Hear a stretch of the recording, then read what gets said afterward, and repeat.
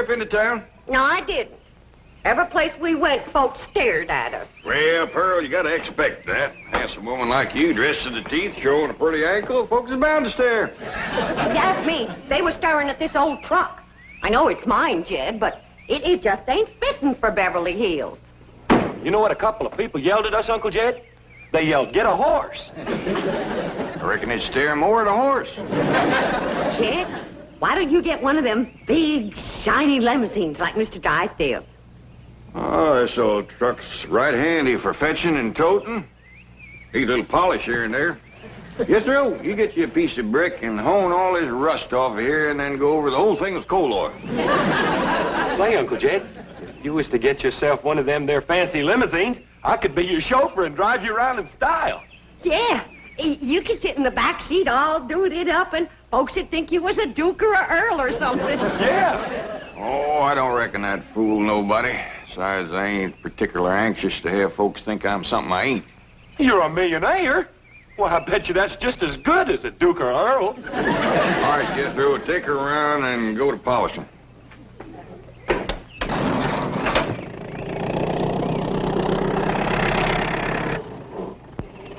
You know, Jed, Mr. Drysdale could help you get into high society, and you could join one of those fancy clubs and go to stylish parties and get my picture in the paper.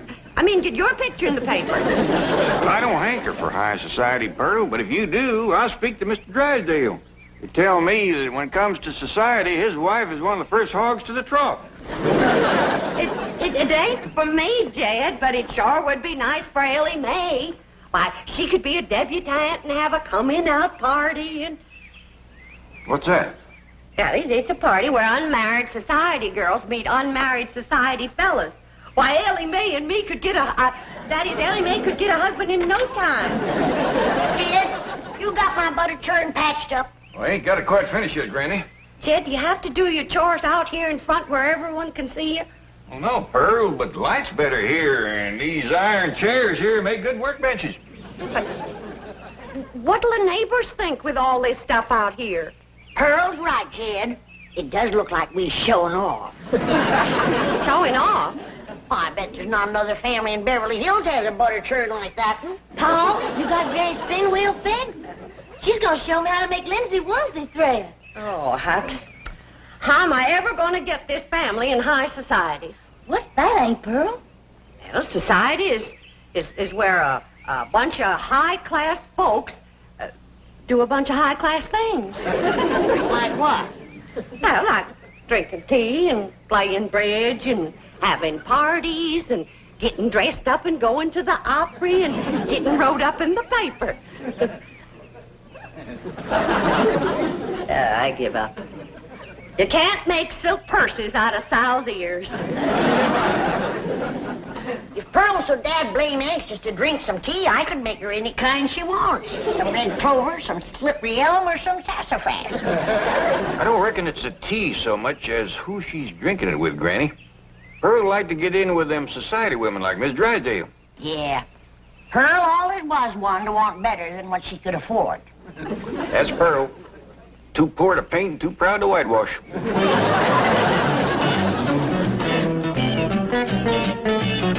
And while I'm sure that the bank examiners will find our fiscal situation to be sound, I am extremely anxious... Oh, Melvin!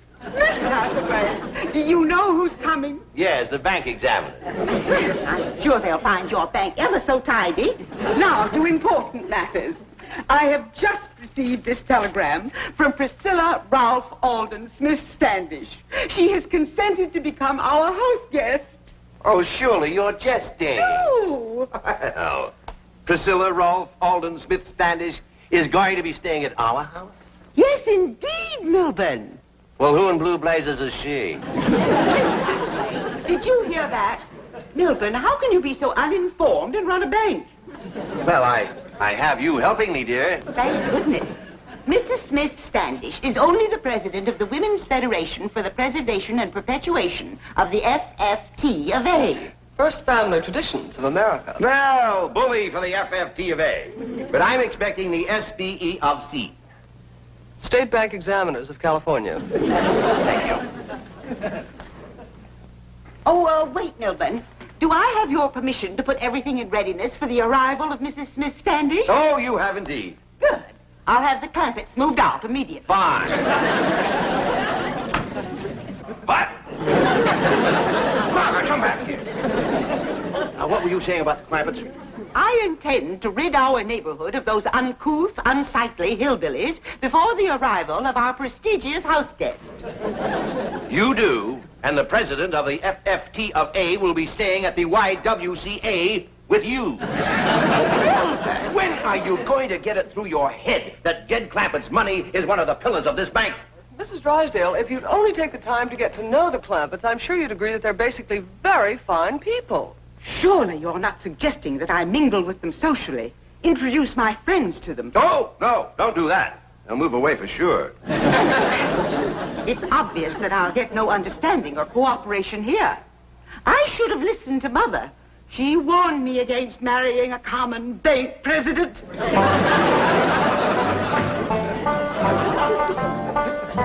Well, we're good now, Granny. What room do you want me to put it in? Well, I reckon in the kitchen, Jed. And whilst I'm showing Ellie how to work it, I can watch my victuals cooking. All right, I got to do a little more fixing on the bobbin. I'll have that out in a minute. Is it hard to learn, Granny? Well, it's a mite tricky at first. But once you catch on to mixing the wool and the flax together, it comes easy. Don't you go to weaving and spinning in here. I just scrubbed and polished this floor, and I don't want no linsey-woolsey dust from that crazy old contraption messing it up. What do you mean, crazy old contraption? I mean that old thing. Now get it out of here. Well, should I put in the kitchen, Granny? You put that smack dab right in the middle of this room. Don't you dare. This floor is clean enough to eat off of. Good. Ellie, fetch my pot of jowls off of the stove. You splatter one drop of jowl juice on this floor, and I'll wrap this spinning wheel around your neck. You touch that spinning wheel, and there'll be more than jowl juice splattered on this floor. You lay a hand on me, and I'll bash you over the head so hard your shoes will have 3 tongues.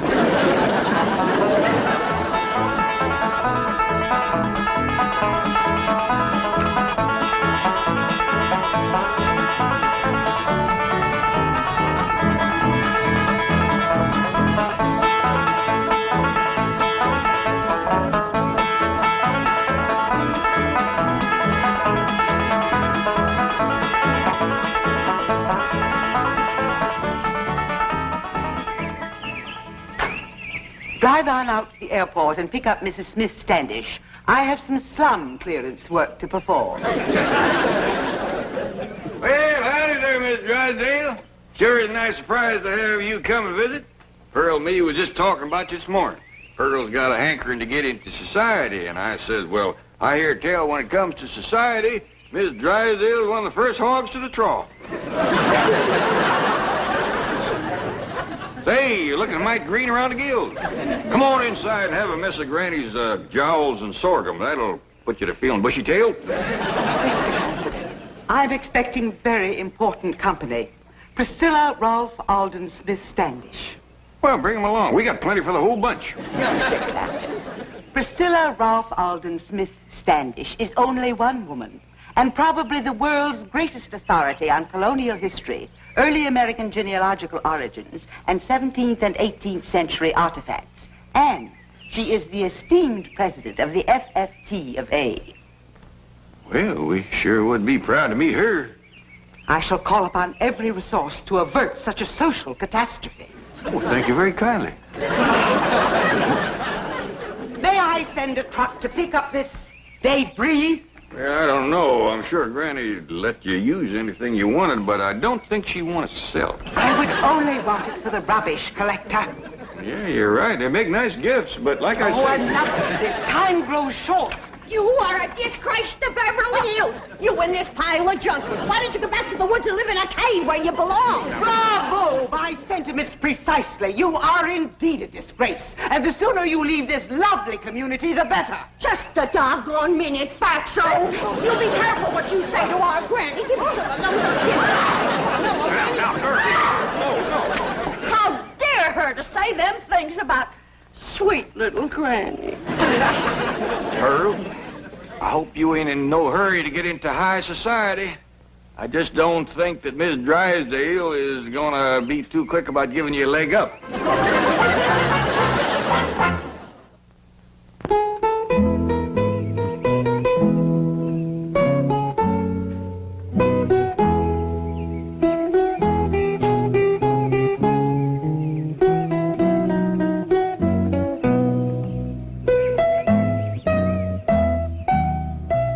Mrs. Drysdale is here? Yes, ma'am. If it's all right, I'll take the bags on over to the house. Of course. Thank you.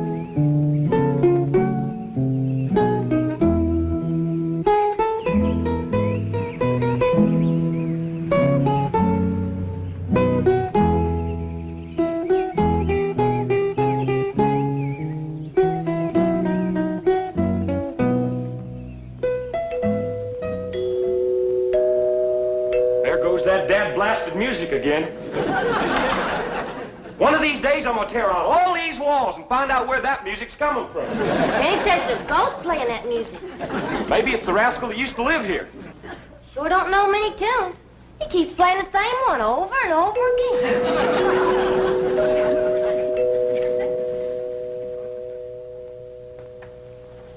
Jethro, why don't you ask your teacher over to Pot School about that music? I'll do it, Uncle Jed. But one thing I know for sure, somebody's going to come to that door. They always do when you hear that music. See?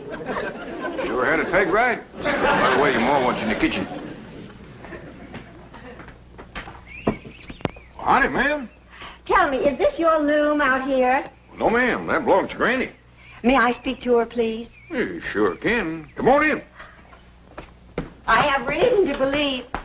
Ah, what have we here? Well, that there is my daughter, Ellie Mae. Spinning wheel. Where did you get it? It's Granny's. She says it's been in her family a couple 100 years or better. I've got to meet Granny immediately. Oh, forgive me. I'm Mrs. Smith Standish. Well, howdy, ma'am. I'm Jed Clampett, and like I say, this here is my daughter, Ellie Mae. How do you do? Howdy. Granny's out in the kitchen churning butter. Why don't you run fetch her, Ellie Mae? Oh, no, please. Churning butter? You mean by hand? Oh, no, ma'am, with a churn. That's another thing that's been in her family a powerful long time. Take me to her, will you, please? I'd be pleasured, ma'am. Ain't no use, Granny. You can't get a polish on this pewter junk. The best you can, Pearl. How can a body set a decent table with this kind of stuff? Why, if we was to have company, we'd all be disgraced. How enchanting. A vignette from the past. Oh, don't move. What a picture. The homespun dress, the colonial dust cap, the churn, the pewter, the old coffee mill. Oh, it's a tableau from another century. Who do you reckon she is, Pearl? Dogged if I know. May I get some pictures? What kind of pictures? Still pictures. She's a dad-blame revenuer. Pearl! We got a trap. Well, now, hold on, Granny. Whoa, wait. Hey, you let her take your gun. Now we'll have to rush her bare-handed. I don't figure this lady is no revenuer. She's just powerful took with the old thing. How long have you had this rifle? Well, my pa gave it to me. His pa gave it to him. I reckon his pa done the same. Marvelous. And the churn. How long have you had this? Granny, ain't that the churn that saved your great-great-granny from the Indians? It sure is. Oh, tell me about it, would you?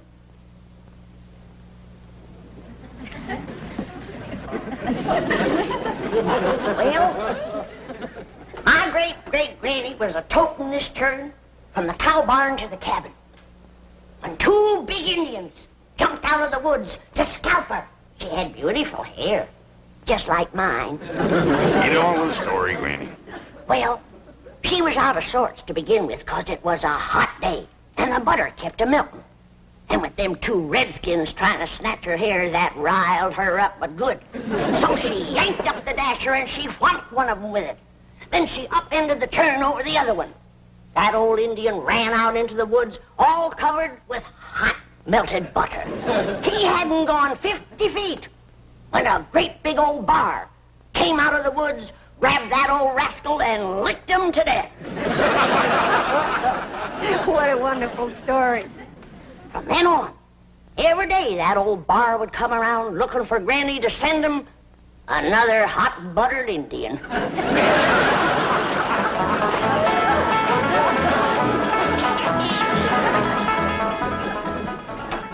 Milburn, do you know what that is? No, what is it? That is a hog jowl. Oh, well, thanks, dear, but I have other plans for lunch. I have just been pelted with those repulsive objects by your friends and our neighbors, the Clampetts. Milburn, this is the last straw. Call out the militia. Have the neighborhood rezoned.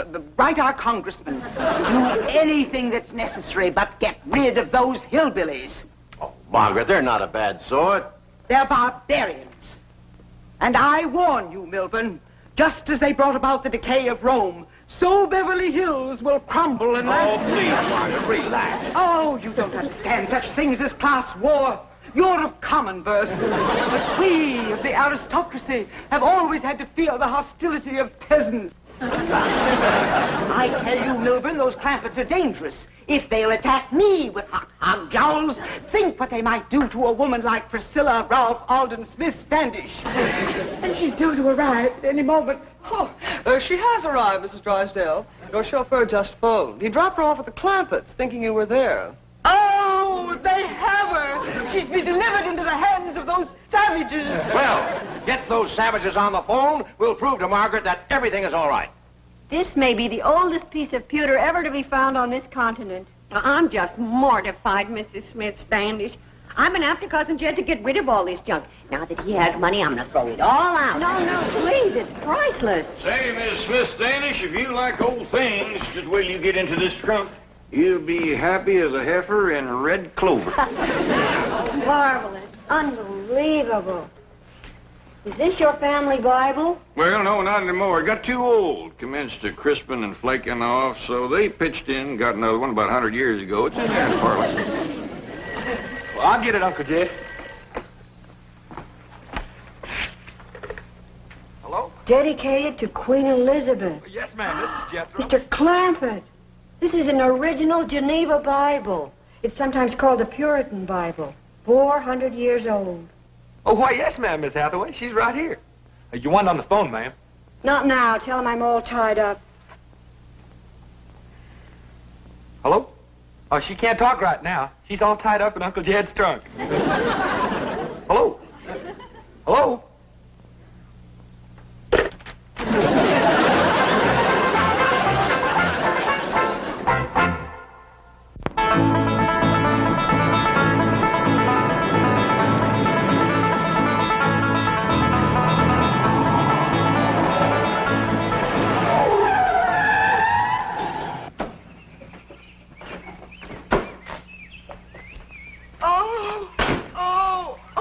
I thought the fresh air would revive her.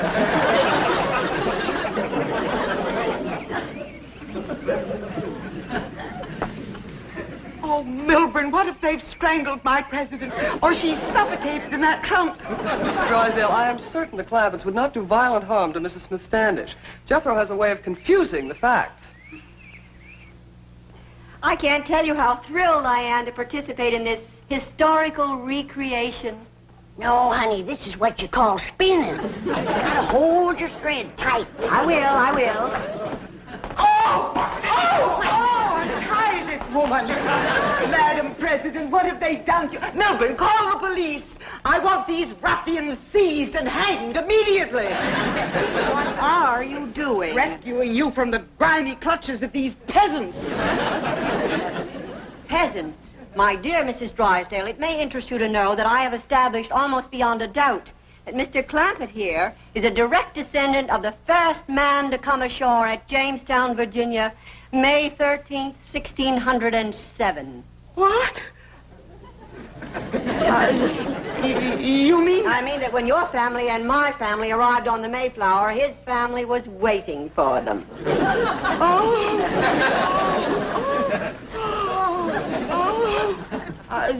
Mrs. Miss Standish, surely there must be some ghastly mistake. Perhaps you're in a state of shock from the way these people mistreated you. I've never been more hospitably treated in my life.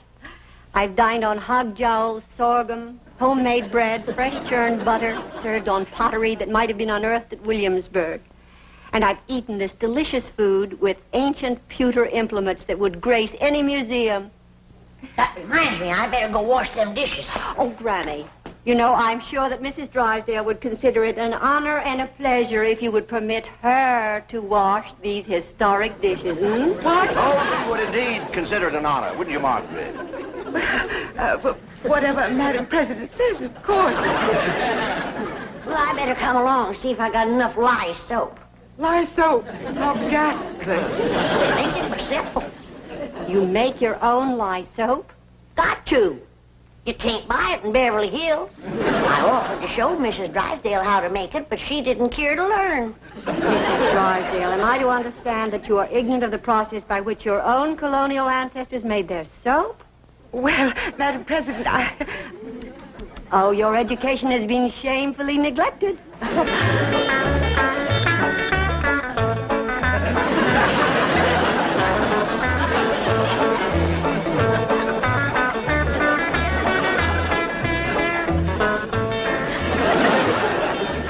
It's about time to add some more lye and some possum renderings, Miss Drysdale. Oh, Mrs. Drysdale, I hope you appreciate the historical significance of this opportunity. You are reenacting the making of soap just as it was done more than 300 years ago. Oh, yes, indeed, Madam President. I'm thrilled. She's so happy, she's crying. I wouldn't have missed this for $1 million. Tax exempt. Oh, Chief, bank examiners are waiting. Yes, I know. Oh, Mrs. Standish, don't forget you promised to let my wife wash dishes, too. Oh, I wouldn't think of depriving her of the thrill of handling those authentic colonial implements. And in the good old colonial way, no automatic dishwasher. Oh, heaven forbid.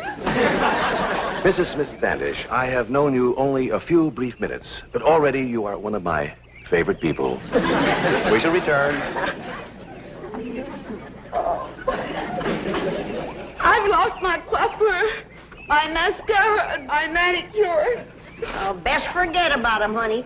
If they fell in that soap, they's dissolved by now.